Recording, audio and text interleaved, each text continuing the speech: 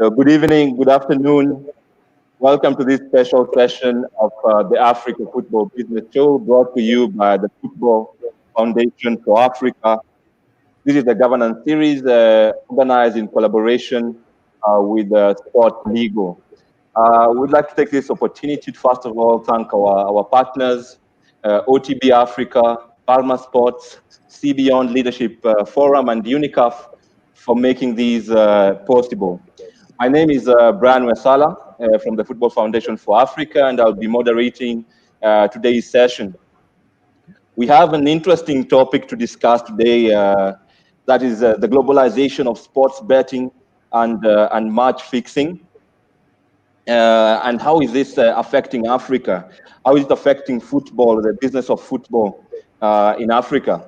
And we are honored to be joined by two excellent gentlemen.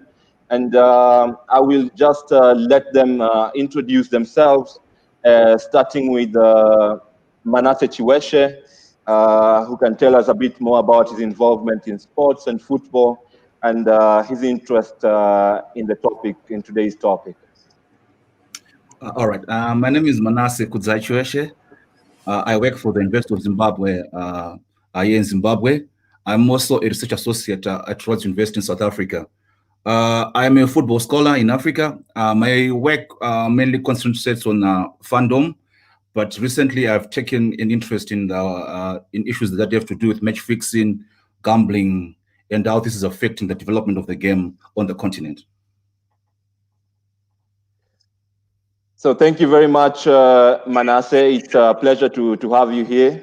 And then we'll move on over to you, Declan, joining us all the way from New York. Yeah, good afternoon, good evening, wherever you are in Africa.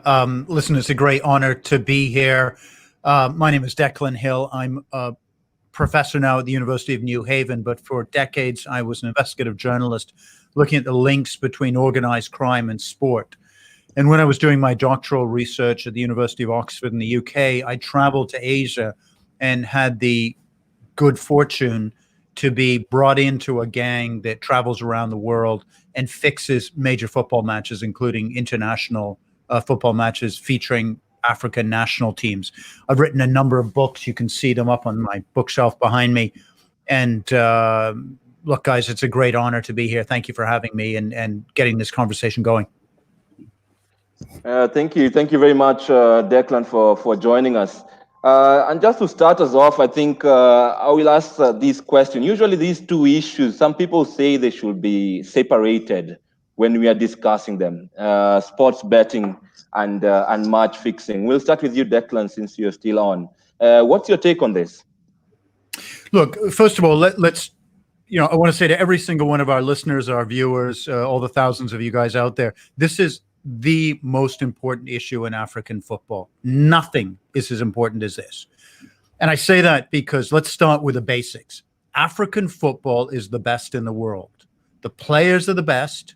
The coaches, considering how few resources they have, are easily the best in the world. I mean, it's easy to be a European coach. You've got all this resource, you've got all this money. But I've been to Kenya, I've been to Matare, I've been to Kibera, I've been to Ghana, I've been to South Africa, I've been to the tough areas of Soweto and Joburg, and I've seen African footballers and African coaches, and there should be World Cup winners coming from Africa. There's no excuse anymore.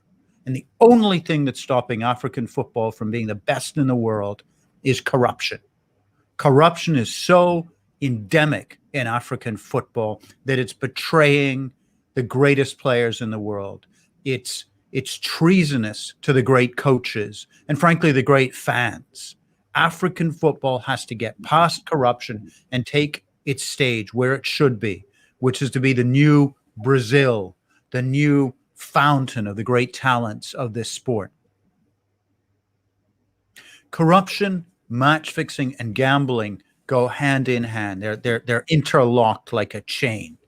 And what's going on now in African football with the arrival of all kinds of gambling is deeply worrying, because match fixing has always been endemic in many football leagues in Africa, and now it's like pouring gasoline on the fire of the corruption that was already there. and it's going to further betray African football. It's going to further make it very difficult for an African national team to win the World Cup, which is what I think we should all be focused on, how to get that from happening. So that is my fear of what's going on.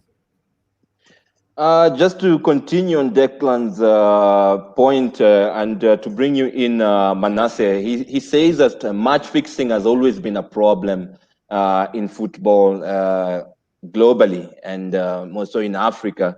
From your work, from your experience, what are the drivers or motivation behind match fixing?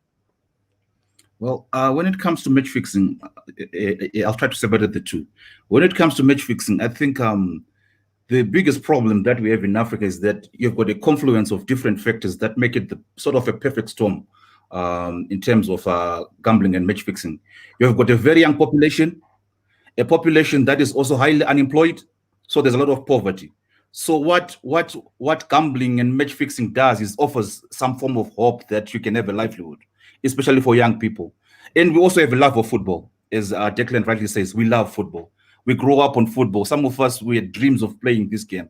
So this love for football also is also a driver in terms of some of these issues that we're talking about. But you also have a weak regulatory framework and governance frameworks in Africa. Our governments are a wee bit behind when it comes to regulating some of these spaces. And we'll discuss further how this also impacts in terms of gambling as a public health issue later on. But also the notion that you have got sophisticated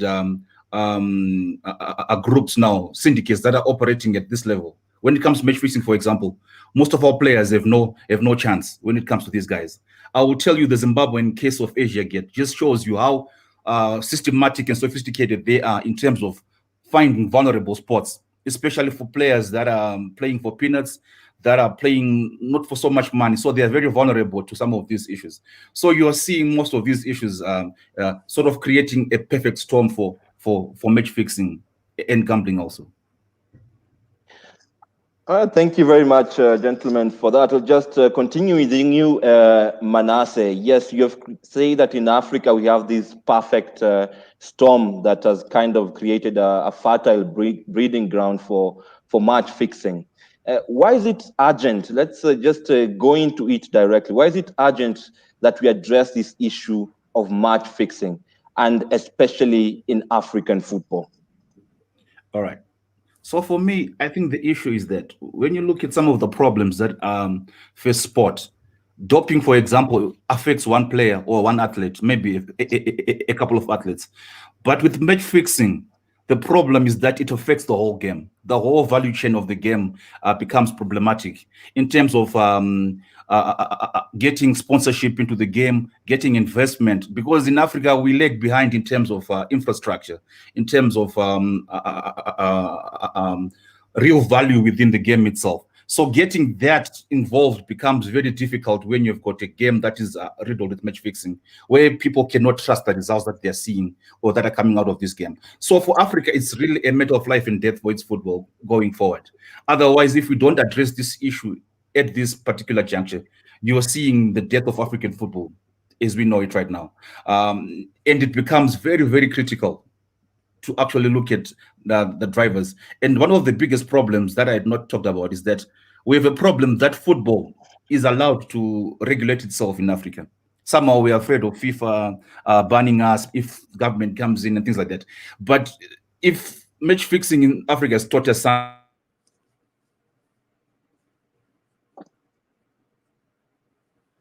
Look, while the video is suspended a little bit, I'll try to jump in and that the football authorities in Africa. Okay. Yeah, thank you, Manase. We lost you a bit there, and yeah, it's very crucial. You say it's a matter of life and death of African football. Declan, you can go ahead with your point. You wanted to add something. There's one key point I want to again talk about right at the top of this conversation. First of all, an African team should be winning the World Cup. The only problem that's getting in the way is corruption. The second thing is that I'm a Canadian, and the Canadian Soccer League, our second tier division, is renowned around the world for match fixing. So I don't want to come in as some, white guy with my expertise and talking about like an African problem. This is a problem that affects every single continent. And as Manase said brilliantly, he summed up the particular problems of Africa. But crikey, in Canada, the corruption is so bad. Let me share you one story of a fixed match going on a couple of years ago and this is my town. So there's no excuse. There's no poverty. There's nothing, thanks. But there was one team that was so badly fixing a game that the other team got angry. And they said, yeah, we're not going to put up with this. This is nonsense. So they take the ball, they turn around, and they start running towards their own goal to score in their own goal to stop the fix from happening. The other team that's fixing goes, whoa, and they start running frantically down the field. They stand in front of the goal of the opposing team, and they try to stop the team that's ruining the fix by scoring in their own goal. You get it, guys? Like they make this Canadian Soccer League a joke. Every time I go to an international conference, and I'm always telling Interpol and FIFA and UEFA, all these organizations, what to do. And invariably, some French guy stands up, and you guys know their cultural finesse, and says, oh, Mr. Hill, you are giving this law, but in Canadian football, you have a problem. All this is corrupt. Fair play to them. Fair play to the guys. So I wanted... Yes. Yeah, thanks, Declan. And indeed, you say match fixing it's a global problem. It's not only in Africa. It's not only in Africa, and sorry, Brian, to cut you off, but you're talking about, Manase is talking about a life and death situation. I've seen leagues around the world, particularly in Asia, where this plague of locusts that feed on football started, and they have destroyed the credibility of football. Asian football, with just a couple of exceptions, are a joke. Singapore, Malaysia, Thailand, Indonesia, Vietnam, Cambodia, those teams are not very good. They really aren't. And much of the reason why they're not very good is their football is not a sport. It's now a piece of theater. And this is what my friend from Zimbabwe is saying. Saying it very, very well, that match fixing is much worse than cheating. It's much worse than doping. Because people come to watch a football match because they want to see uncertainty. They want to see Banafa take on the Japanese and beat them, or the Senegalese team, or the Black Stars of Ghana, and that uncertainty of what's going to happen. They don't want to go and see a movie, a script that has been designed by some match fixer for money. So that is the real problem. That's the real issue. Yeah. So the way you put it, can we link match fixing to the growth of commercialization of sports? Has commercialization of football, for example, had an impact in match fixing, and why is this? Absolutely. Look, and the one thing that is driving this petrol, remember my image, there's always been corruption in African football, and now we've got the petrol being poured on. The petrol comes from the globalization of the sports gambling market. Exactly. 15 years ago, 20 years ago, if you wanted to bet on a game between Matara United and, I don't know, some other team, Mombasa, whatever, in Africa, you would really have had to go to a tea shop somewhere. You'd have to know one of the bad boys, and you would have put maybe a few shillings on if you were lucky.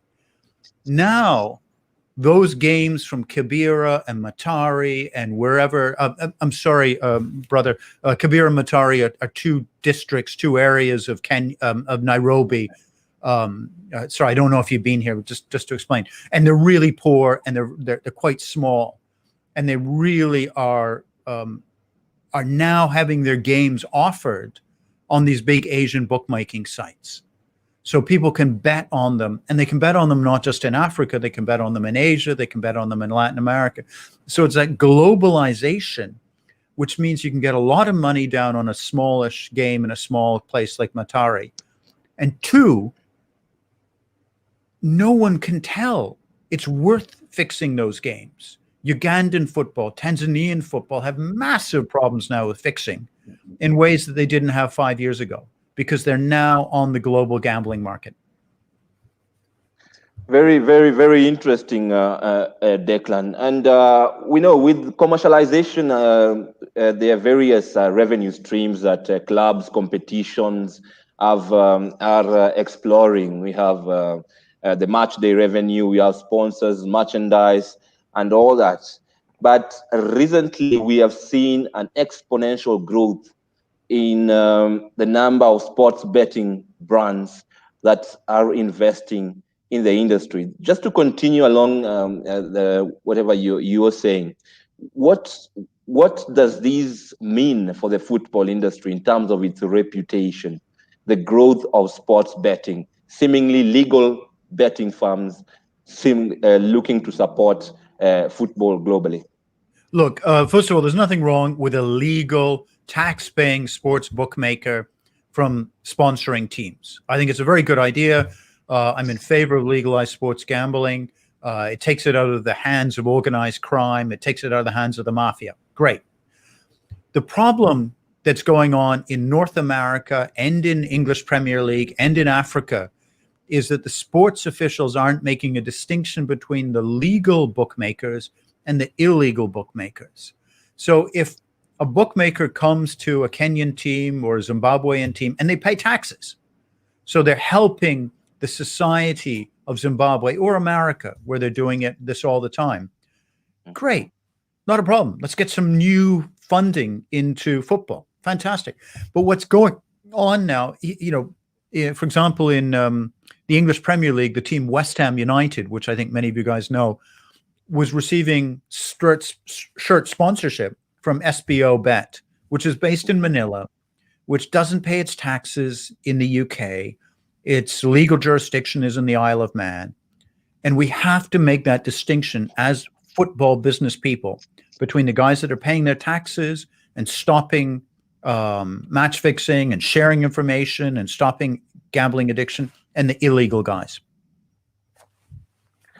Very interesting. So already it is clear that sports betting is directly linked to the increase of match fixing. Manase, just to bring you in, African football has been known to struggle financially with irregular payments of players and officials. Our leagues are not as lucrative as probably some of the European leagues. And this has been highlighted as one of the factors when we're very welcoming to sports betting brands. And we have seen them taking over leagues in Kenya, Tanzania, South Africa, Nigeria, knowing that sports betting is directly linked to the increase in match fixing incidents. What can Africa do to mitigate these risks? Well, that's a quite a big question, and in terms of what can be done. But I would like to also point out that even the legal betting companies themselves, they are quite problematic from a public health perspective in terms of African spaces, because a lack of regulation in terms of betting itself has caused many problems, especially for young people. I think there's a BBC Africa documentary on Uganda that shows some of the dark sides of legal betting in football and how the exponential growth of soccer bet in Africa has also caused specific problems. I mean, on every other street corner in urban Africa, you're seeing a betting house. As Declan talked about cell phones and mobile phone technology that you can now bet online and things like that. So you're seeing more and more of these issues. And part of it is that when you've got betting companies now sponsoring leagues and sponsoring teams,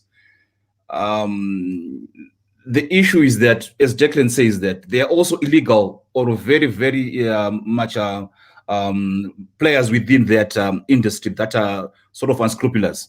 So you are not sure when they start buying teams or sponsoring teams, you begin to see new coaches emerging from Norway, new players that you don't even know where they're coming from. So you're not too sure whether the betting company itself is now directing how the football teams are run, what happens in the league, if the results are now also in many ways a reflection of competition, or rather now they are removing the middlemen and they have taken over the whole value chain, as it were. Now they've got the teams, they can do the match fixing on easily on their own, whilst they own the coaches and the players. So there is that aspect that we also need to be careful of. I don't have evidence at the moment per se, but I'm seeing that there's a problem where you see that some of these illicit actors that necessarily are not regulated, and you don't know which one is illegal or is legal, as it were. When they begin to control teams and to control what happens at football clubs, there can be a problem. I think there's also an issue when you see betting companies sponsoring football leagues also, especially when they are shared sponsors and things like that. It also normalizes gambling, right, within our spaces, and I'm afraid that at times, if that also is allowed to get to junior football and sponsorship of junior tournaments, you begin to normalize gambling as something that is very much part of what football fandom is, and it can create problems later on in terms of, as I was saying, public health, addiction, and some of the dark issues that come with gambling, as it were. Yeah, thank you, Manase, for that point. Declan, you want to come in on that? Yeah, I really love speaking with Manase. The man is brilliant. Look, we've got a thing, Globalisation of sport, and that's a massive problem. When football, the sport that we all love, the sport that our viewers and listeners love, becomes a bit like horse racing. And all people are doing is they're not like going, oh, what a great match, what a great goal, what a great dribble, tackle, whatever. It's all about, again, Manase's point about how much betting they can be doing. So it turns the sport into a product of gambling as opposed to a beautiful athletic achievement. And that is the real danger. That's a huge danger, both for public health and also how we consume the sport. So are you trying to say we can have a football without betting? How important is sports betting to the global football industry? Look, I think we can have shirt sponsors. We can have, so long as the government regulators, the football regulators figure out, hey, who's getting paid? Are we getting the money here? What are the regulations? Do we have a stop? You're not allowed to offer money. You're not allowed to offer bets on youth teams, which they do in Canada now. Young leagues or our colleges and universities where they don't pay the athlete, but they still got billions of dollars of gambling. So with a few simple regulations, I don't see a problem with gambling money so long as it's legal and restricted. But the real threat is the two-fisted punch. The first punch comes from match fixing, where the rate of match fixing gets so high that the local fans are just like, I'm not going to bother. It's just a fixed match. And the second one is already there. And this is the one that has destroyed football in Asia. That's the international TV broadcasts. Because once you get people in Zimbabwe, I've been in Nairobi when Arsenal plays Manchester United, and Manase, the whole city shuts down. You're either a Gunners or you're a Red Devils fan, and the whole place shuts down. And local football is seen as kind of inferior product. If that product gets even more tainted with match fixing, you're going to have the death of many leagues across Africa. Yeah, very, very true, Declan. Manase, just to bring you back in Africa, there's been this notion that sports betting has reignited interest in football. Even before these sports betting companies or brands became very popular on the continent, we were struggling with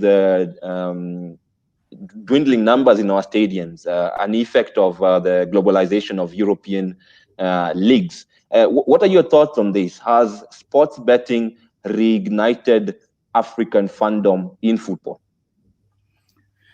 I don't really think so. What it has done is brought money into the games by sponsoring leagues where sponsors were not available. So that is somewhat a good thing in terms of providing funding for games. And you're seeing teams that are also have sponsors who are betting companies doing better in terms of developing the game.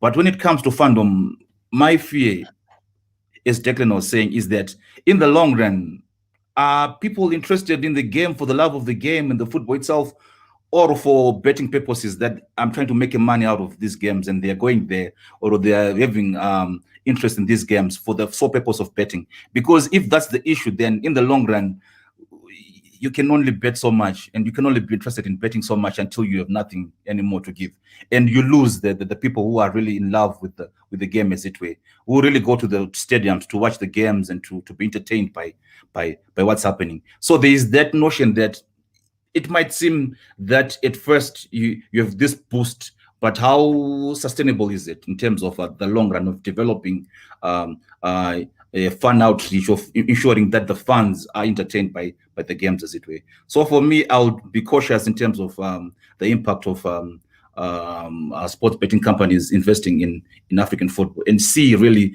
what is the impact in the long run. Yeah, I think the very true. The long-term effects have not been properly analyzed, if we can say that. And yeah, but we must give ourselves credit. I think some players within the sports industry, the football industry, have tried to mitigate against the risks or issues being brought about by sports betting and match fixing.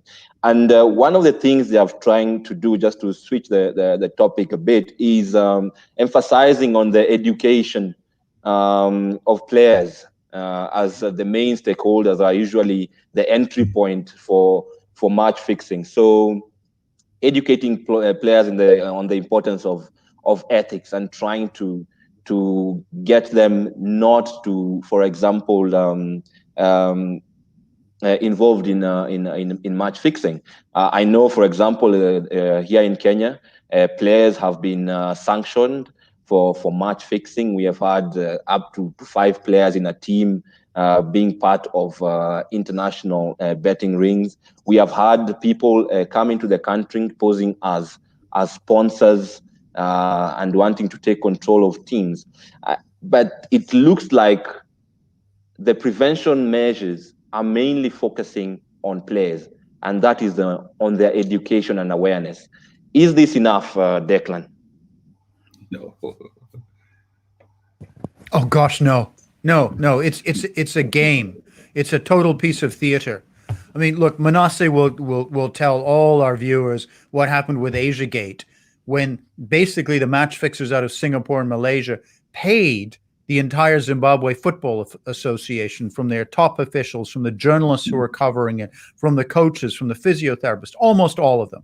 There were some very honorable exceptions, but almost all of them. So by the time it gets to the players, at that point, what are you going to do? I mean, what are you going to do?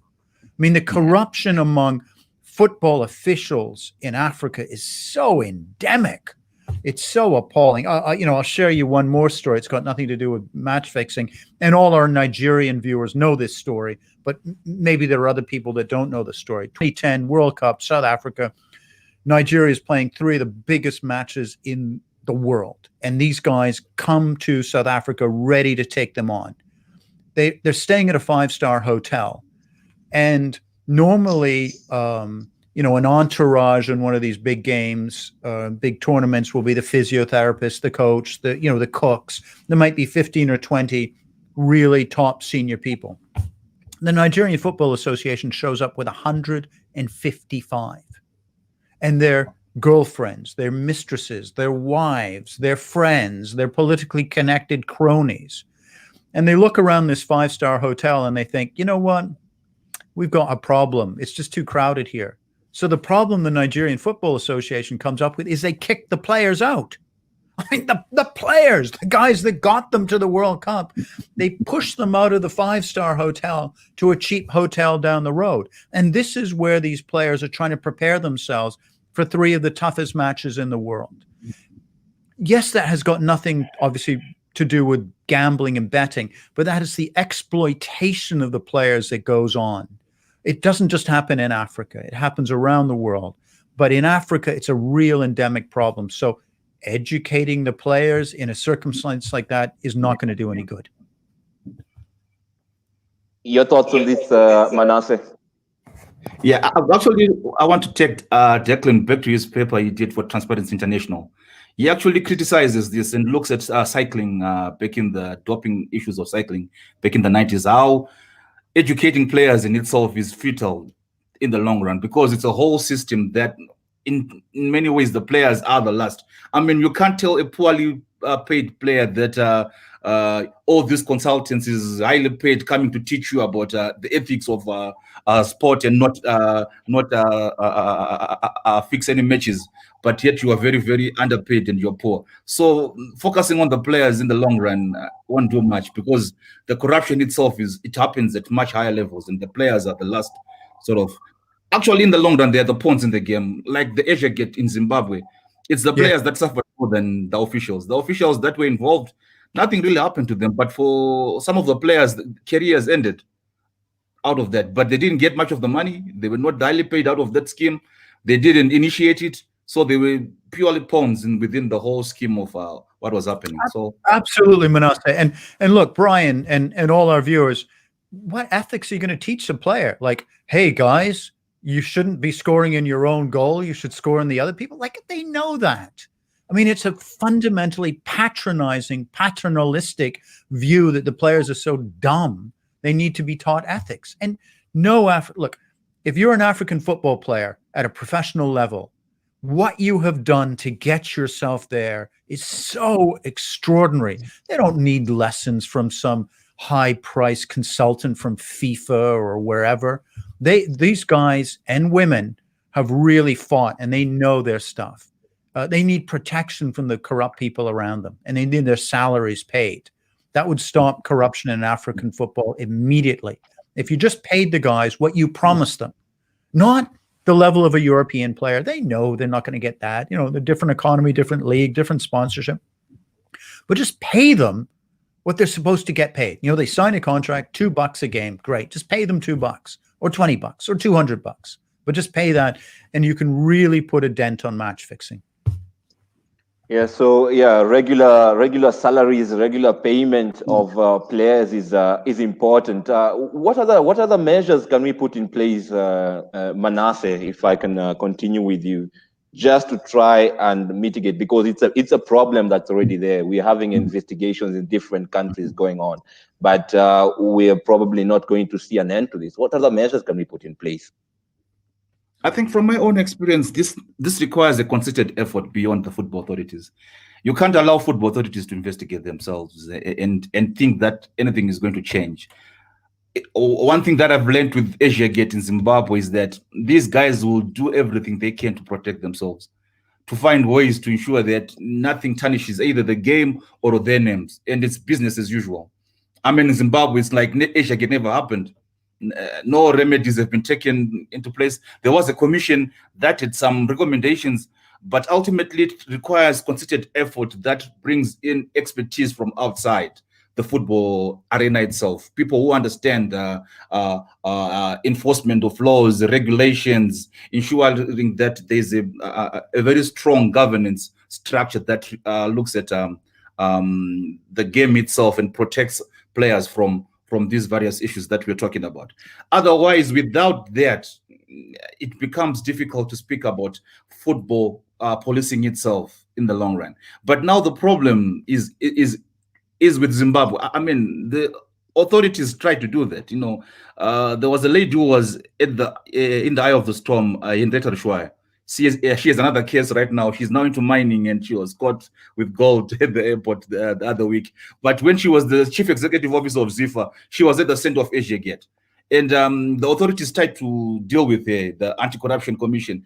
But there was a problem in terms of, can government get into football issues, or football should be left to deal with its own issues?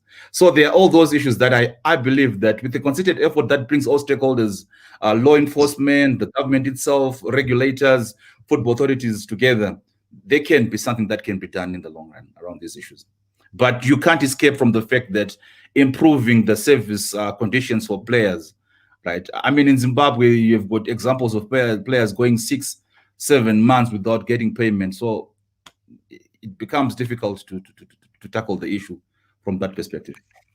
And look, at one point, I'm sorry to jump in, Manase, at one point, the Zimbabwe national team was abandoned in Egypt after the Africa Nations Cup. I mean, they were just abandoned. And literally, the lads had to pull out the cash and pay for their airplane tickets back. That's a really easy solution. And there's another couple of really super easy solutions to do. You get a professional league, and you warn them that this is going to happen after 1-2 years. And you do this in conjunction with the sponsors. And you say, we want every player's salary and every referee's salary in a bank account before the season starts. And then they automatically get their money as it comes out. Automatically. There's no waiting, oh, we didn't get the crowd, or, oh, the trouble is with the crops aren't in, or all this, excuse me, I'm going to use a bad word, but I won't, malarkey, the lies that the officials normally give. So the players know that the money is there before the season starts. The second thing you can do, and this costs zero money, is you organize the league so that every single match counts. What happens is that, and this happens in Italy, Greece, Spain, Portugal, Crete, Turkey. Oh, place is a nightmare for corruption, is that 60-70% of the games don't actually matter because the teams by a certain point in the season know that they're not going to get relegated and they're not going to get promoted. And they start selling their points. There's a little gray market that goes on between the teams. And that's in those leagues like La Liga, Serie A.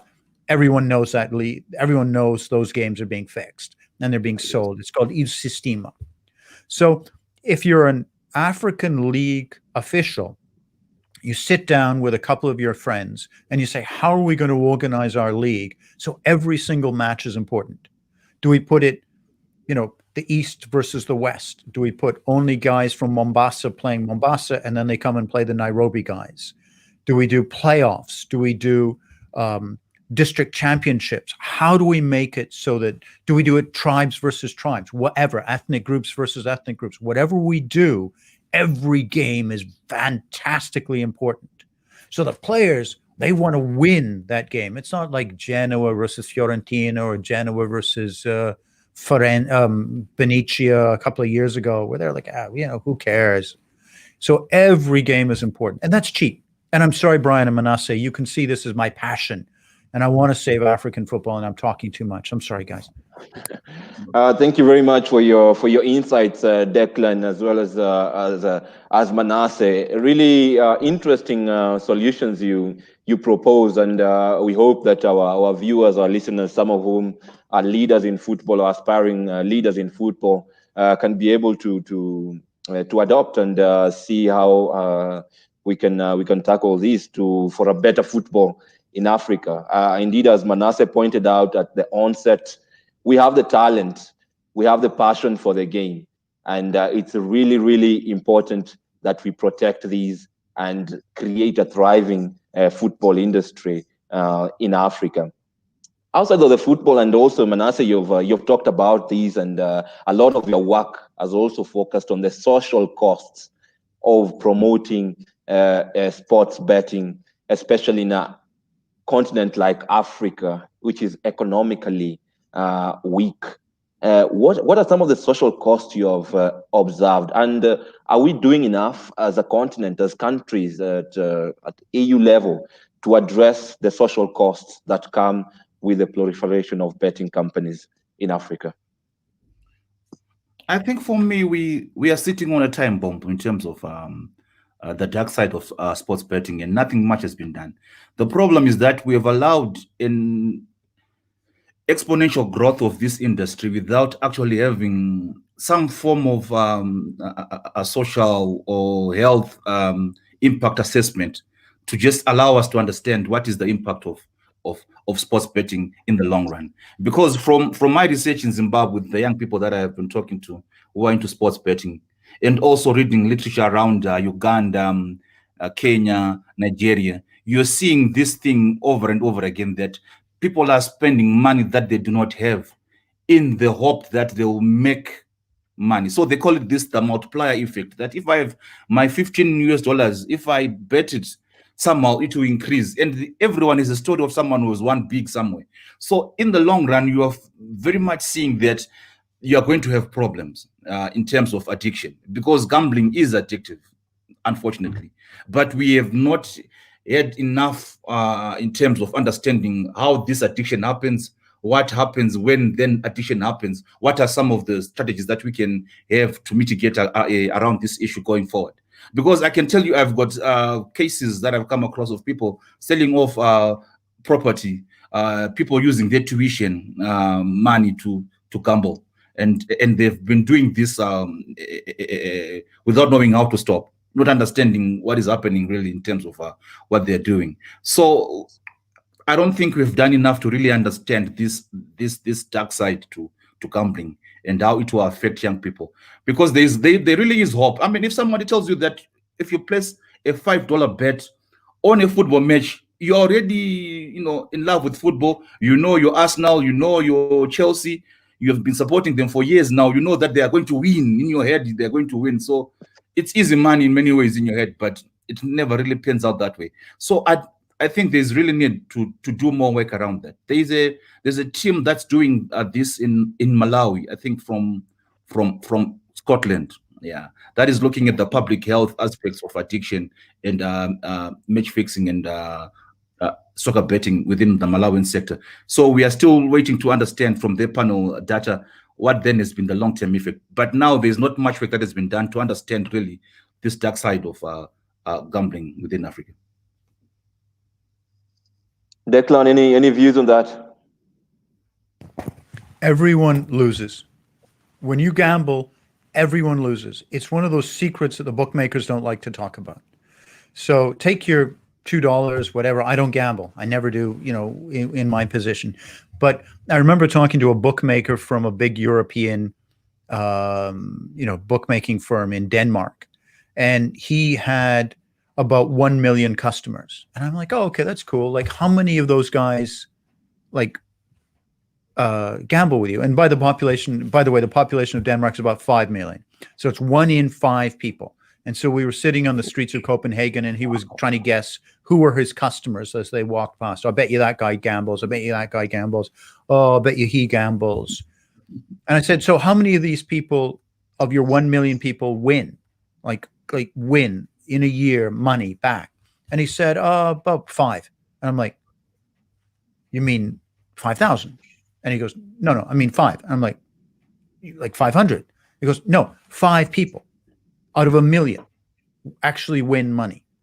And you look at it, those odds are actually better if you're playing the lottery than if you're trying to gamble on sports.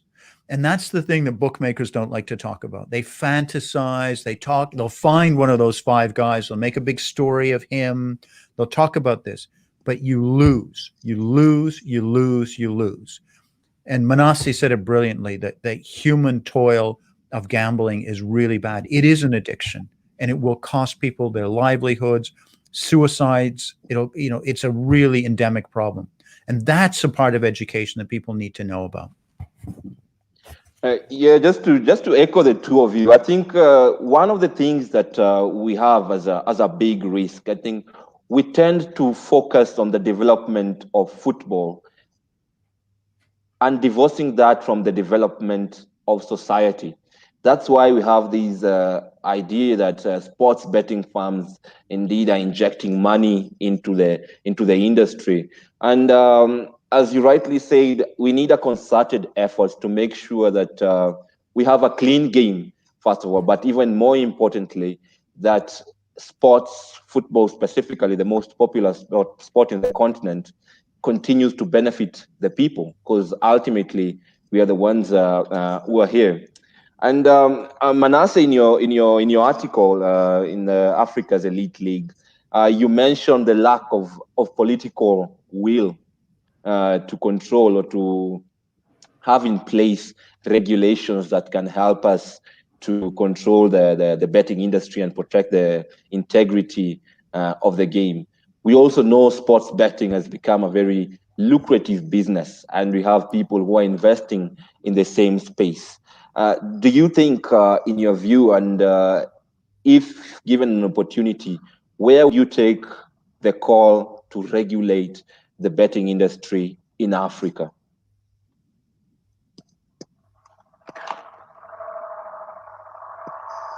I Manase. think it remains with national governments.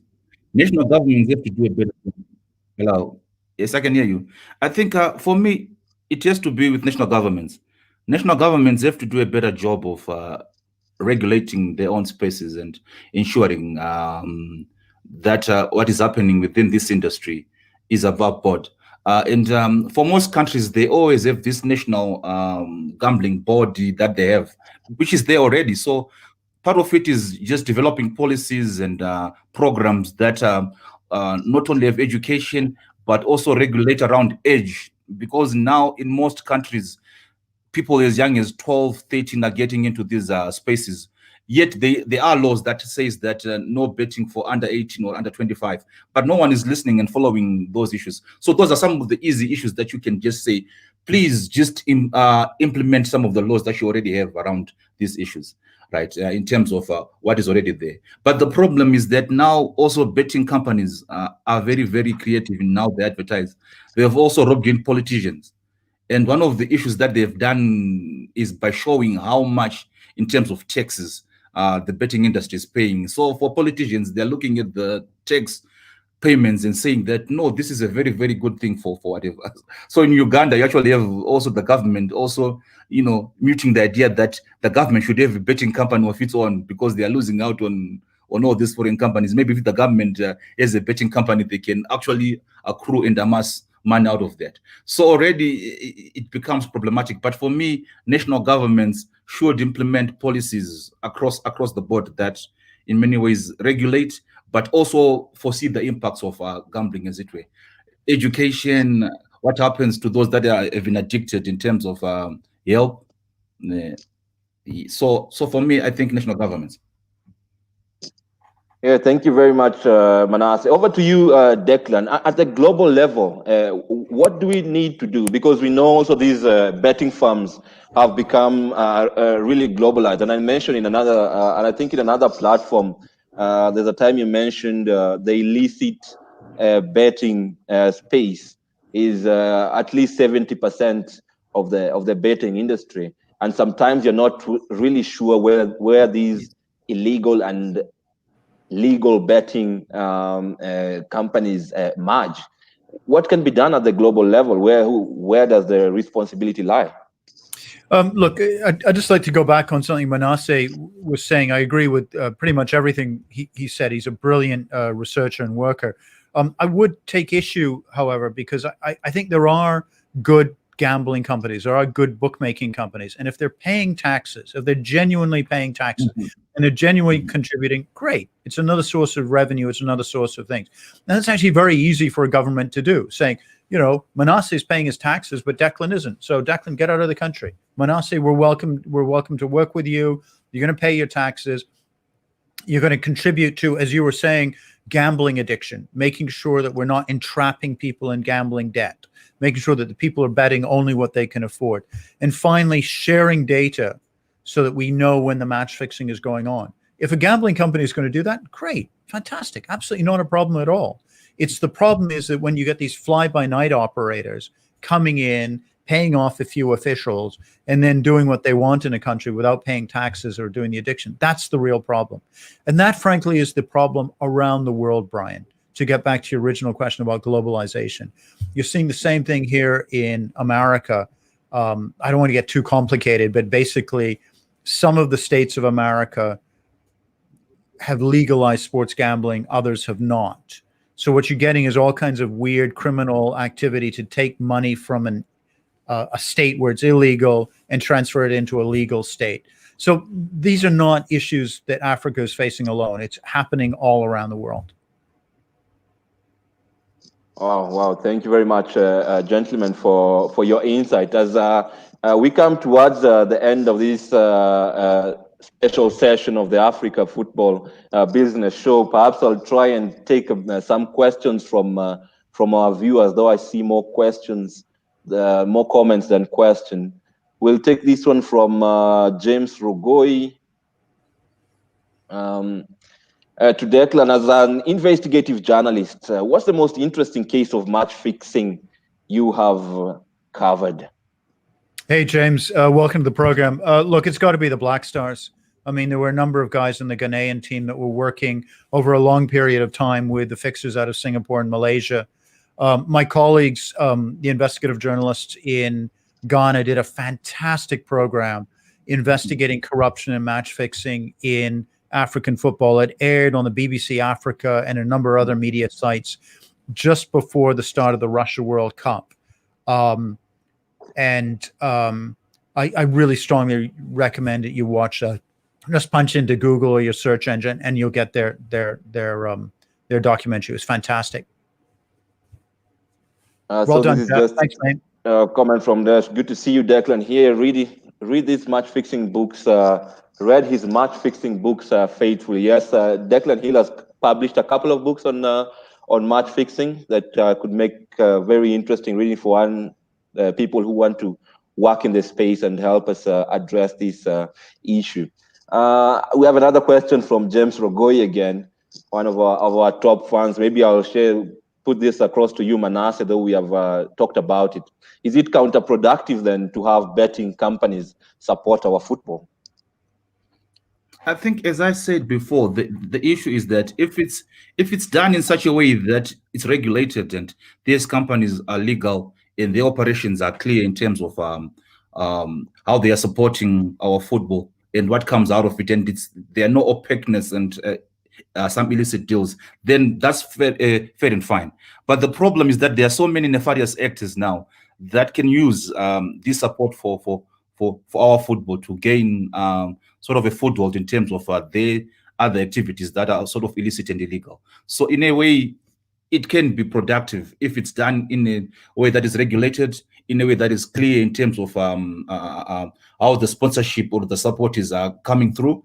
But we need to be careful of these other illicit actors that are there that can actually cause more problems than solutions.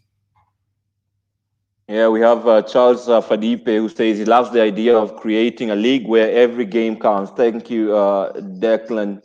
He also continues, he says it's also funny how there is always a match playing at any given time of the day on the betting sites, just showing the globalized nature of sports betting. Many of those games are just made up. Match fixing has developed so much that they now have ghost fixing. So particularly in the middle of COVID-19, when so many leagues were shutting down around the world, Belarus was virtually the only football league going for a certain amount of time. And the match fixers were just making it up, like, Minsk FC beats Vitebsk 2-1. And they'd put it out there on the thing. Like, who knows? I mean, I've never been to Belarus, and most of the people in the world haven't been. So just make them up. That's how bad and endemic match fixing is in football around the world now. Wow. And we have a question here from Muteidia CK. Are there countries that have successfully tackled sports betting, you can say, and match fixing? And what did they do to overcome this social ill? In your experiences, in your research, have you seen some countries put in good practice? Yeah, Australia leads the way. Australia, as you guys know, kind of outpunches its weight. There's only 18 million people, but it's just sports nuts. They're obsessed with it. And they've actually got a unit in their organized crime, their federal police, specifically dedicated to corruption in sport. So what happens, as Manase was saying, the only people that are ever going to do any work are the external people, the people in the police or the people in the prosecutors. And one of the issues that you have in Europe is that every time there's a scandal like this, we have to educate those prosecutors. We have to explain to them the betting market. We have to explain to them what they're doing. These guys in Australia know that. They've got themselves educated. And so when they got stories, when they get leads coming across, they're like, okay, we know what to do. We're going to crack down. And look, match fixers go where there's least problems. I remember talking to one guy who was working in England, and I said, do you do a lot of work in England? He says, yeah, I do a little bit of work in England, but I much prefer Turkey. Turkey is so easy to fix matches. I can just fix anybody and I don't have any problem. I'm never going to be arrested. So we don't have to do a lot of work. We don't have to do an enormous amount of work, just more than the guys next door, and they'll go next door. Manase, in your work, have you seen some good efforts, especially in Africa, on curbing these social esports betting, match fixing? I think in Africa, not so much as Declan says, I think Australia is sort of the good example is it way. But if you want countries that have outrightly banned betting, like Gambia, maybe they have been successful because they've just said no sports betting. So that's another way to go. That's very interesting. I didn't know Gambia had banned sports betting. Yeah, we are coming up to 1 hour and the end of our show. So just to thank you very much, Declan Hill and Manase Chiwewe for coming in today. Perhaps you can just share some concluding remarks, including how people can reach you, what you're currently working on. Our audience will greatly appreciate. We'll start with you, Declan. Look, first of all, Brian, Manase, thank you so much. It's been a real honor for me to be on the program. I hope I haven't talked too much. You can tell I'm passionate about this. Football has given me some of the best moments of my life, and I really want to protect it for our next generation. So, as you guys know, I've risked my life to do this. I've traveled around the world. I've had a lot of difficulties, but I'm happy to share this information.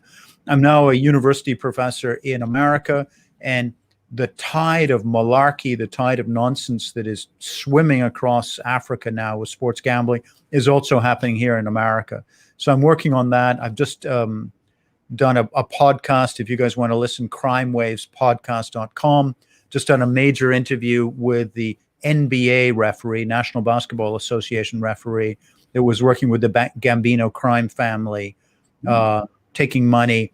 And his claim is that not only is he fixed, but the entire league is fixed, and that this is what they do. The officials there tell the referees how to ref the games. It's a shocking interview. crimewavespodcast.com. Please listen, subscribe. I think there's some really interesting stuff that you guys will be interested in. Thank you, Declan. Over to you, Manase, for your concluding remarks. Okay, I'd like to also thank you very much for this opportunity. It was good to see Declan in person. I've read a lot of his work in that work that I'm doing. So it was very, very wonderful to see you and to hear your thoughts around some of these issues. At the moment, I'm working on women's football, largely looking at its development within Africa, but also with an eye on issues that have to do with match fixing and gambling, also just looking at increasing knowledge around those areas. But basically, that's what I'm doing at the moment. Thank you very much for having me. Yeah, thank you very much, gentlemen. We have come to the end of this special session of the Africa Football Business Show, brought to you by the Football Foundation for Africa. Next week, we will be having another episode focusing on the labor market in professional football, looking at our players whom we have also mentioned to some extent in today's show. So we take this opportunity once again to recognize our collaborators in bringing you this governance series that is Sports Legal, and our partners. We thank you very much for supporting the Africa Football Business Show. That is OTB Africa, CBeyond Leadership Forum, Parma Sports, and Unicaf University. So until the next episode of the Africa Football Business Show, it's bye-bye from us. See you soon. Bye-bye.